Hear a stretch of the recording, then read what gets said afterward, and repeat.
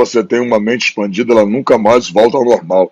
Então, eu creio que o Senhor vai te honrar nessa live, o Senhor vai crescer o seu conhecimento vai crescer, e eu tenho certeza que algumas dúvidas que você tinha serão tiradas nessa websérie. Então, vem conosco, fica conosco até o final, porque vai ser muito forte, em nome do Senhor Jesus.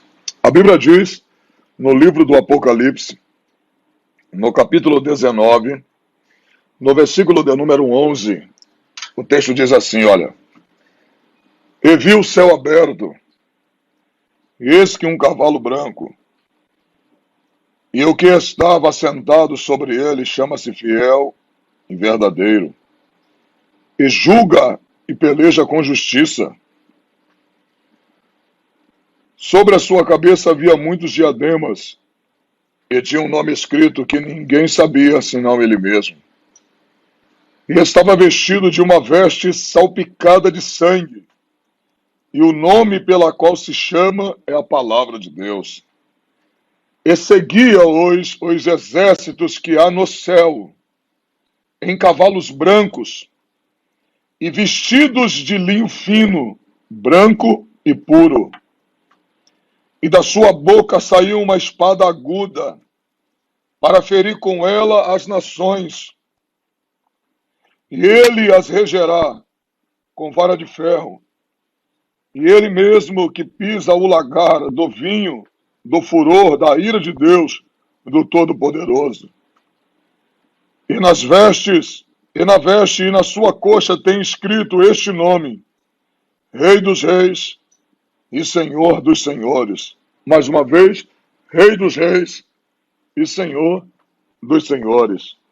Irmãos, eu vejo muita gente confundindo, para a gente dar início a essa introdução, eu vejo muita gente confundindo o Cavaleiro do Cavalo Branco do capítulo 19 e fazendo uma confusão com o Cavaleiro do capítulo 6, o Cavaleiro do Cavalo Branco do capítulo 6 de Apocalipse. Quando a gente vai traçar um paralelo entre esses dois cavaleiros, você vai ver que o cavaleiro do capítulo 6 de Apocalipse tem um arco, e do capítulo 7 tem uma espada afiada de 2 gumes.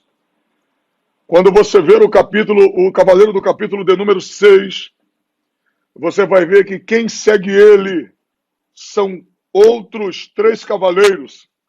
O cavaleiro do cavalo vermelho, que simboliza a guerra, o cavaleiro do cavalo preto, que simboliza a fome, e o cavaleiro do cavalo amarelo, que simboliza a morte.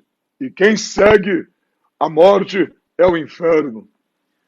Mas quando você ver o capítulo de número 19, o versículo de número 14, quem segue o cavaleiro do capítulo 19, verso 14, e seguiam-nos os exércitos que há no céu, e os cavalos brancos e vestidos de linho fino,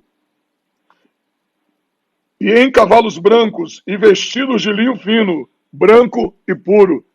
Olha que coisa interessante. Você vê que o cavaleiro do capítulo de número 6, quem segue ele, o cavaleiro do capítulo 6 do cavalo branco, é o cavalo vermelho que simboliza a morte, é o cavalo preto que simboliza a fome, e é o cavalo amarelo, ou seja, o cavalo vermelho que simboliza a guerra, o preto que simboliza a fome e o amarelo que simboliza a morte. Quando você ver o capítulo 19, verso 14, você vai ver que é os exércitos dos céus em cavalos brancos. Em cavalos brancos. Aqui os cavalos só têm uma cor. Todos são brancos. E a Bíblia fala dos exércitos dos céus. Que nesse período aqui, a igreja já está com ele. Nesse período aqui, a igreja já está com Jesus. Então, para que não haja dúvida, o cavaleiro do capítulo 6 do livro do Apocalipse, do cavalo branco que tem um arco, é o anticristo. E com o anticristo vem o cavalo branco, simboliza uma falsa paz, que durará cerca de 3 anos e meio. Ele estabelecerá essa falsa paz no mundo. Mas com Jesus estará os exércitos do céu, estará o exército de anjos, de arcanjos, de querubins, serafins, e a igreja, ela voltará com ele.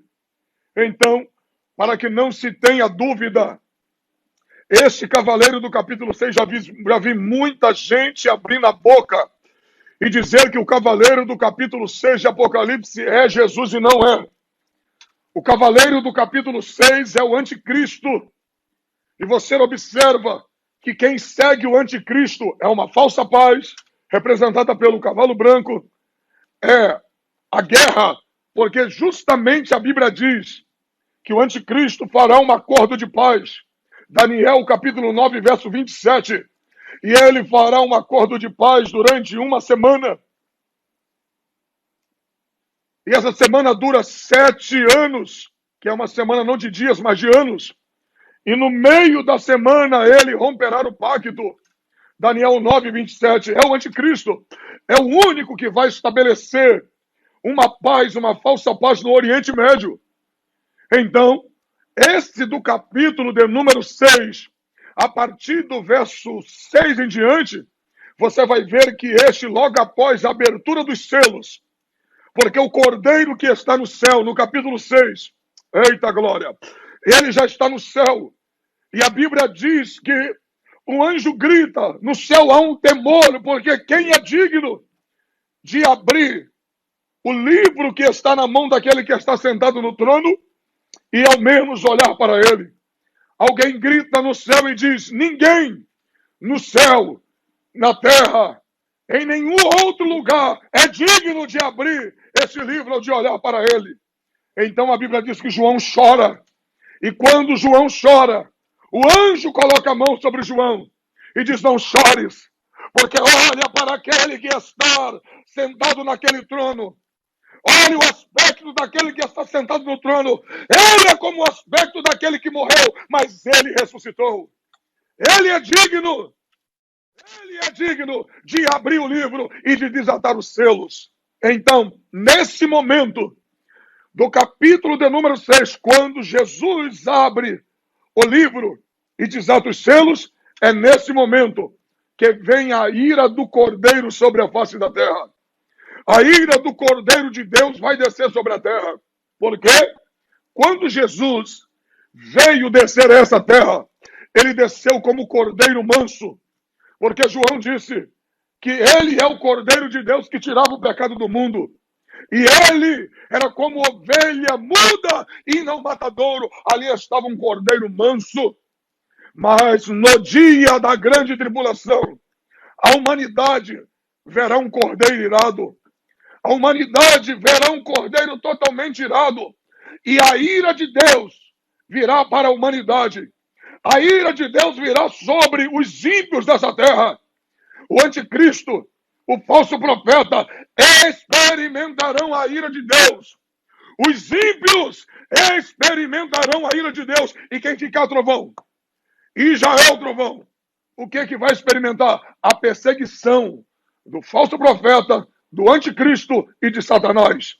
Então, será uma ira da trindade satânica sobre os santos que permanecerem sobre a terra, mas haverá uma ira do Cordeiro de Deus sobre os ímpios que blasfemaram, sobre os ímpios que batem no peito e dizem que Deus não existe, sobre os ateus, sobre aqueles que dizem que Deus é meu dinheiro, que Deus é justamente o ser humano, que Deus não existe, mas um dia a Bíblia diz, olha, oh glória, olha isso aqui, a Bíblia diz que vai ser tão terrível nesse dia que a humanidade, os ímpios, não é os santos, porque os santos sabem que Deus existe, embora podem ficar, muitos não serão arrebatados, muitos judeus também não serão arrebatados, mas eles sabem que Deus existe.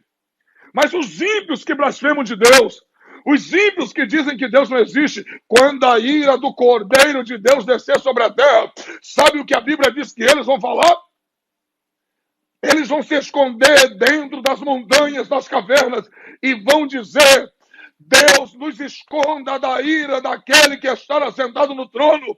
Eles vão pedir misericórdia, porque eles vão olhar e vão saber que é o próprio Deus que está realizando as catástrofes que estão vindo sobre a face da terra. A humanidade vai experimentar a ira de um cordeiro irado.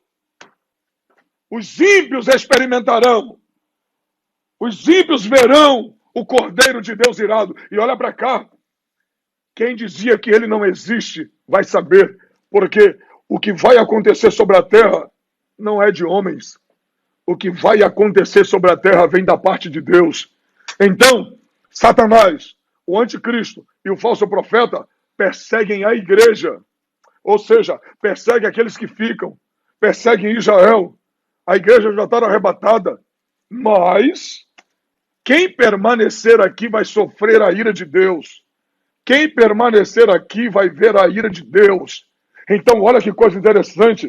A Bíblia diz que o anticristo, assim que a igreja é tirada, porque o mundo vai estar em colapso, o mundo vai estar em polvorosa, o mundo vai estar, de fato, totalmente desgastado, aterrorizado, e vai precisar de um homem que traga paz. Vai precisar de um homem que traga, de fato, um consolo. E é nessa hora que o anticristo é apresentado ao mundo como solução.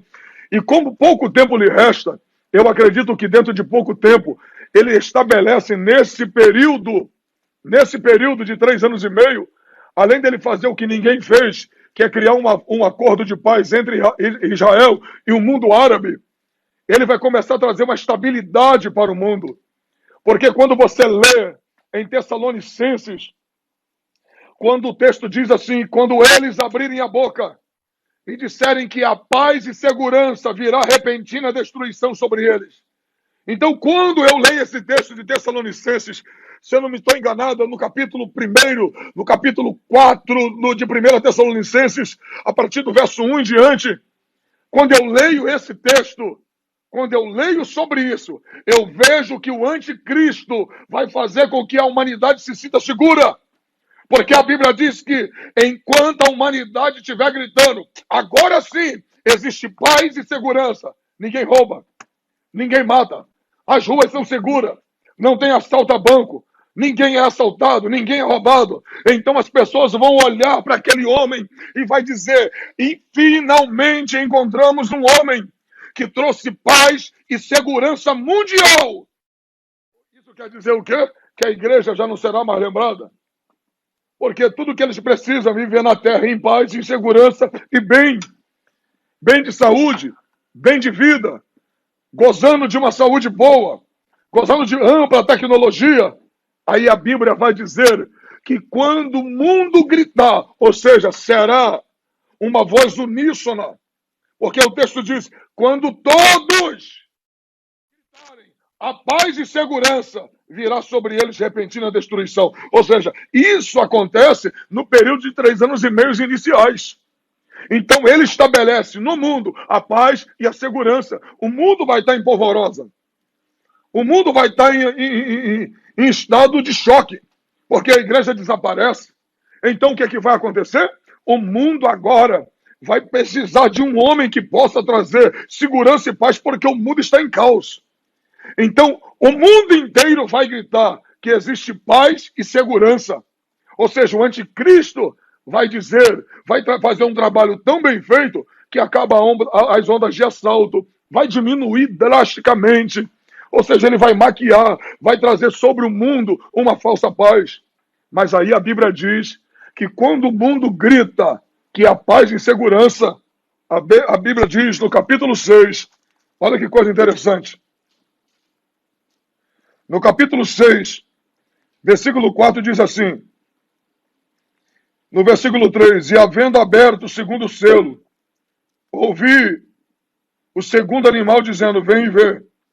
E saiu outro cavalo vermelho, e o que estava sentado sobre ele foi-lhe dado que tirasse a paz da terra, e que se matasse uns aos outros, e foi-lhe dado uma grande espada. O que é que pode substituir uma paz?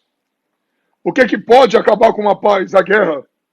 Então, quando o Cordeiro de Deus abre o segundo selo, no capítulo 6, No lugar da paz se estabelece a guerra. A paz, a falsa paz é retirada de sobre os homens, de sobre a terra.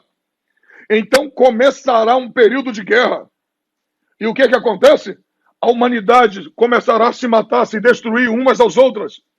Nesse período, os homens vão começar a se matar. E é nesse momento que se levanta nação contra nação, reino contra reino, como nunca viu na história da humanidade.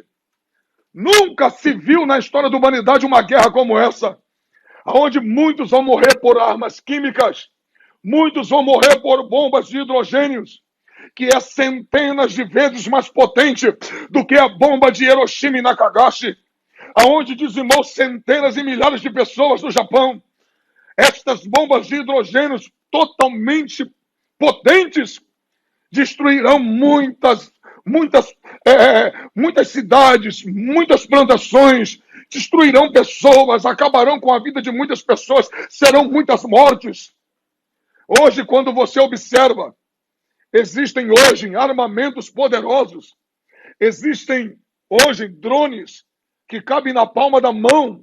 Está para quem quiser ver no YouTube, drones que cabem na palma da mão, que calçam nesse drone uma bala de 9mm, aonde ele consegue ter leitura facial de quem ele está mirando, e uma vez que ele consegue identificar a face do cidadão, ele faz a leitura e a bala atinge certamente a testa da qual ele foi mirando.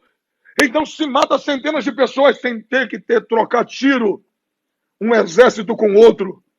Então haverá muita tecnologia, haverá muita letalidade. Existe uma roupa hoje, uma roupa do exército. Qual é o nome daquela roupa? Exoesqueleto. Existe uma roupa chamada exoesqueleto. Essa roupa consegue transformar um homem normal, um soldado que já é treinado, consegue deixar ele 100 vezes mais forte, 100 vezes mais rápido. Quando você vê aquele filme do Matrix não, do John Wick, você vai ver que chega um momento num filme que a máfia entrega a John Wick um terno, e aquele terno é a prova de bala. Você sabia que já existe, coloca na internet, existem roupas que são a prova de bala. O próprio presidente da República estava com um capacete que é a prova de fuzil. Só para você ter uma ideia, existem tecnologias que a gente não sabe. A Polícia Civil de São Paulo usa bonés que são capazes de parar uma bala de 9mm em sua cabeça. As polícias especializadas, então, têm tecnologia que a gente não tem conhecimento.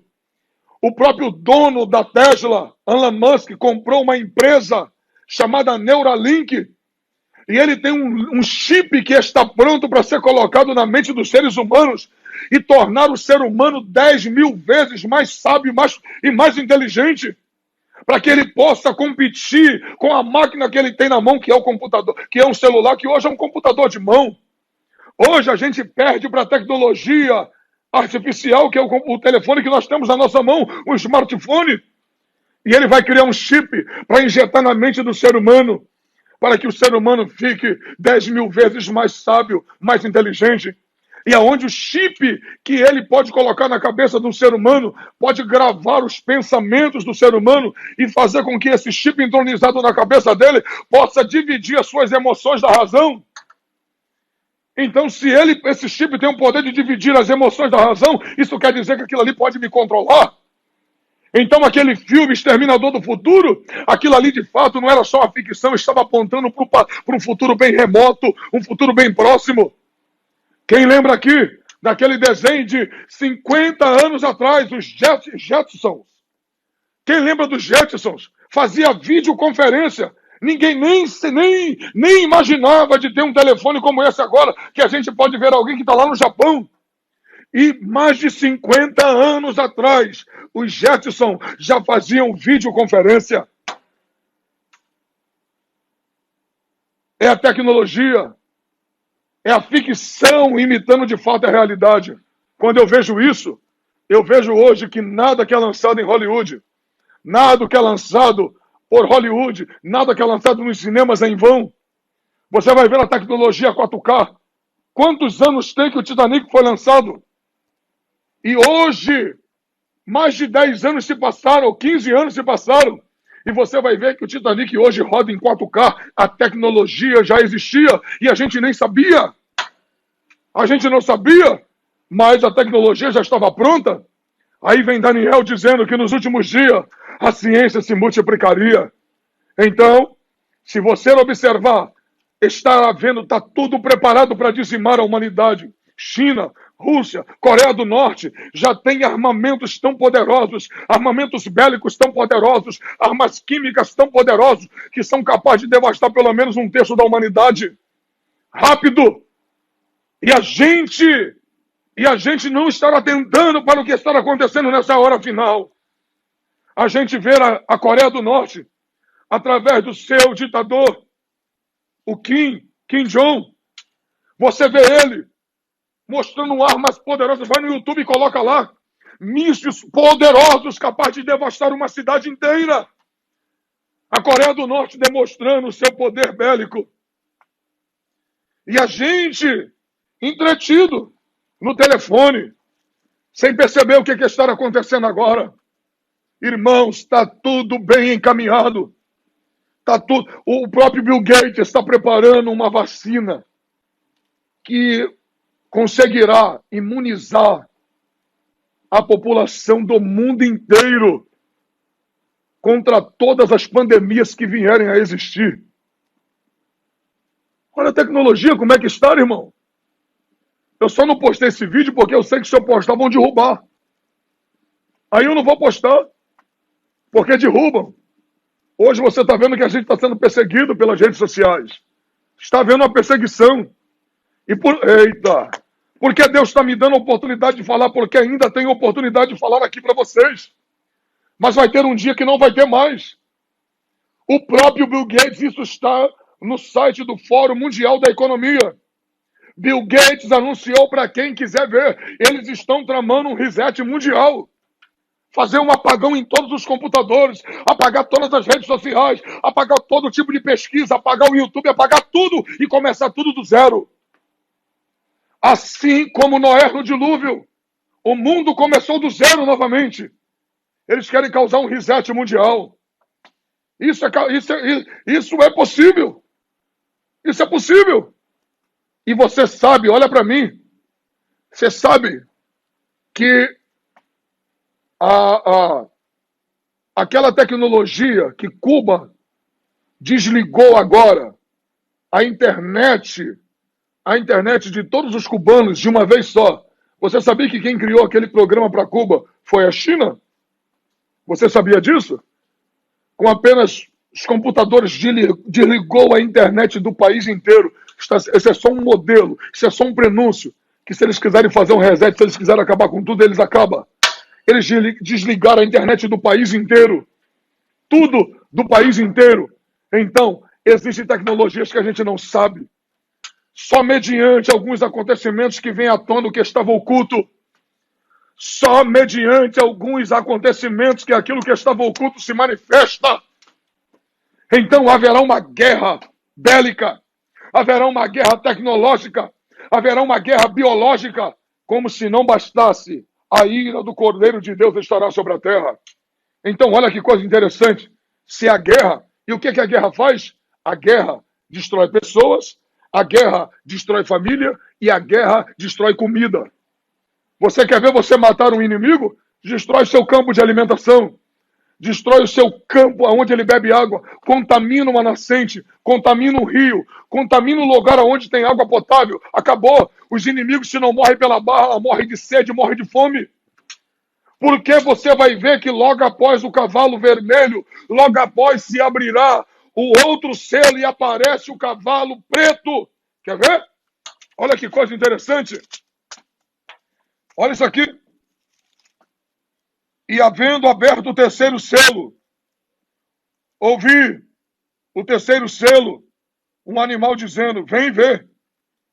E olheis, e eis que um cavalo preto, e o que estava sobre ele, estava sentado e tinha uma balança na mão. E ouvi uma voz dos meios dos 4 animais, que dizia, 1 medida de trigo por 1 dinheiro, 3 medidas de cevada por 1 dinheiro, e não danifiqueis o azeite e o vinho. Olha para cá. Que cavaleiro do cavalo preto é esse? O que significa? Ele significa morte. Por que a morte? Ele significa fome.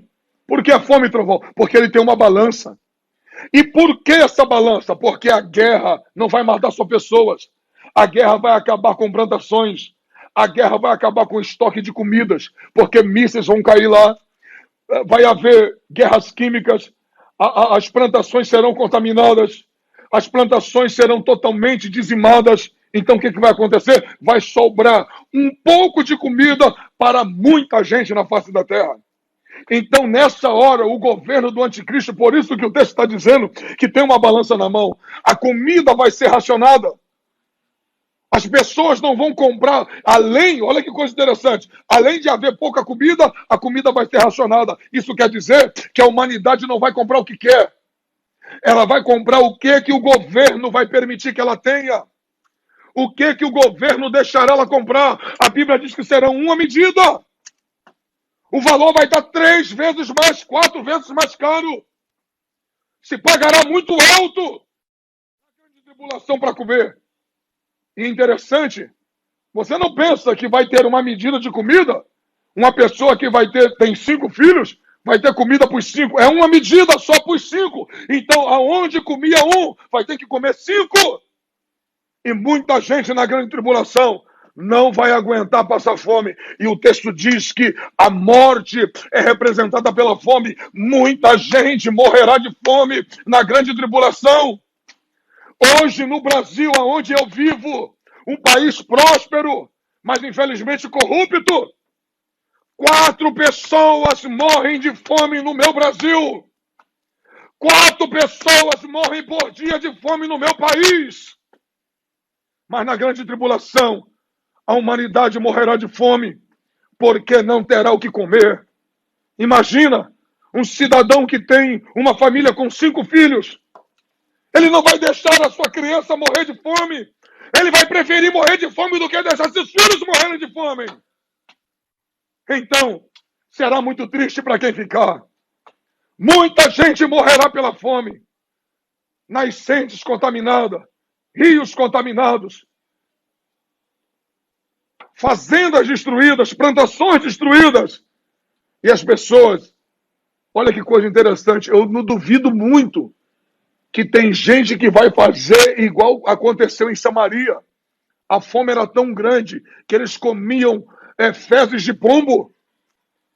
Eles comiam fezes de pombo. Está na Bíblia. Chegou o momento de se tornarem canibais. Uma comeu os filhos da outra.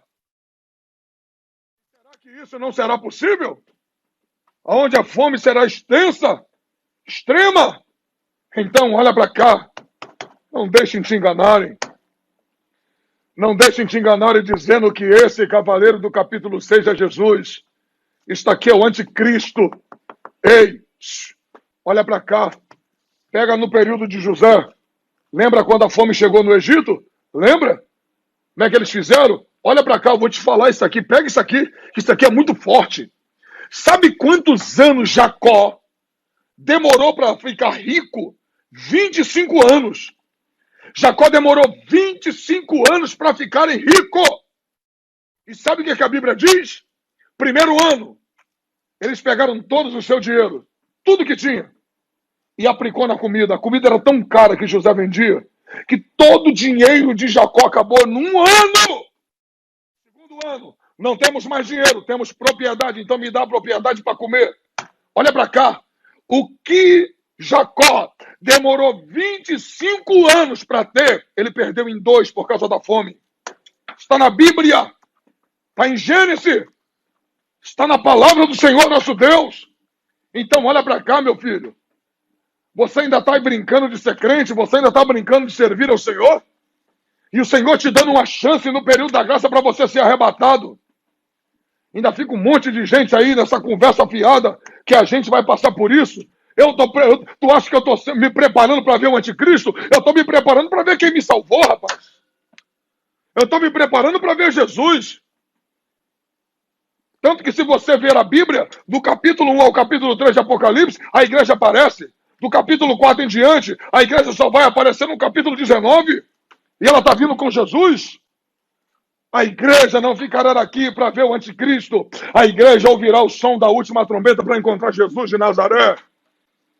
Então, logo após a morte, logo após a fome, qual é o quarto selo que é aberto? A Bíblia diz que é o cavaleiro do cavalo amarelo. Agora pega isso aqui, que isso aqui é muito forte. Olha isso aqui. E havendo, capítulo 6, versículo 7. E havendo aberto o quarto selo, ouvi a voz do quarto animal que dizia, vem ver. E olhei, eis que um cavalo amarelo que estava sentado sobre ele tinha por nome Morte. E o inferno o seguia. E foi-lhe dado o poder para matar a quarta parte da terra, com a espada, com a fome, com peste e com as feras da terra. Ei, olha para cá. A fome vai estar tão grande que leões, tigres, hienas, ursos vão sair dos seus habitats naturais e vão para a cidade. A Bíblia diz que os homens serão devorados pelas bestas feras. Os homens serão comidos pelas bestas. Mas sabe o que é isso? É a ira de Deus. É a ira do Cordeiro que descerá sobre a terra. E sabe o que a Bíblia diz? 1/3 da população mundial, nesse período da fome, vai para o inferno. Porque a Bíblia diz que o cavaleiro do cavalo amarelo, ele vem matando, a fome vem matando, a morte vem matando, aliás, e o inferno seguir, ou seja, vai morrendo em alma para o inferno, vai morrendo em alma para o inferno, vai morrendo em alma para o inferno. Essa parte vai direto para o inferno. Os seres humanos indo para o inferno. A humanidade indo para o inferno. E Deus deixando a oportunidade agora, nesse período da graça, para você ir para o céu e você abrindo mão da oportunidade que Jesus está te dando. Deus falando frente a frente com os ouvintes que estão do outro lado, usando a minha boca, e você ainda protelando a oportunidade de permanecer firme. Ei, Jesus está dando uma chance. Olha que coisa terrível. A Bíblia diz que os homens morrerão pela espada, com fome e com peste. Sabe o que é isso? Sabe o que é espada? As pessoas vão ver quem tem comida. Aquele que tem um pouquinho mais de dinheiro, que tem comida, e para poder comer vão esfaquear umas às outras. Se disser que tem comida, as pessoas vão entrar lá dentro da casa deles, vão arrombar as portas e vão matar para comer. As pessoas serão mortas pela espada. As pessoas serão mortas pela fome. As pessoas serão mortas pelas bestas feras. E você? Qual é o cavaleiro que você quer ver? Você quer ver o cavaleiro branco que tem um arco na mão? Ou você quer ver o cavaleiro do capítulo 19 que tem uma espada? É você que decide se quer vir, porque Jesus, quando ele arrebatar a igreja, ele vem como noivo. Ele vai vir como noivo. E a igreja entra no céu como esposa do noivo. Só que quando ele volta com a igreja como Rei dos Reis e Senhor dos Senhores. E os exércitos dos céus o acompanham. Nesse momento, a noiva se torna um exército. A noiva também se torna um exército, porque no final dos 7 anos a noiva vem com ele. E vem vestida de linho branco e puro. A noiva desce, sabe para quê? Para que na batalha do Armagedon, o vale do Meguido, eu já tive em Israel, mais de 32 quilômetros de comprimento por 22 de largura, está lá aquele campo gramado pronto para uma batalha.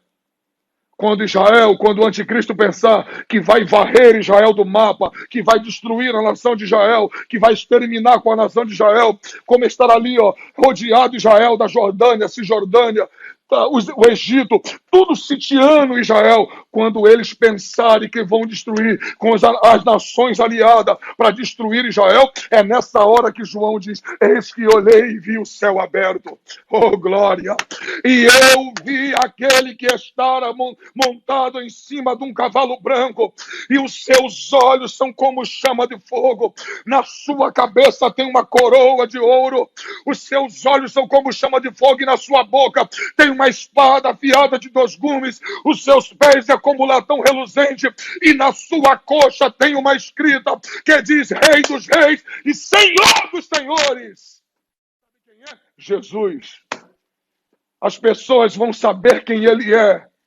E a Bíblia vai dizer que todos serão mortos, porque aquele que guarda Israel não dorme. Então, olha para mim. É você que decide se vai querer conhecer o cavaleiro do cavalo branco com a falsa paz, o cavaleiro do cavalo vermelho que tira a paz, o cavaleiro do cavalo preto que traz a fome, a guerra e a destruição, e o cavaleiro do cavalo amarelo que é a morte e o inferno é seu companheiro.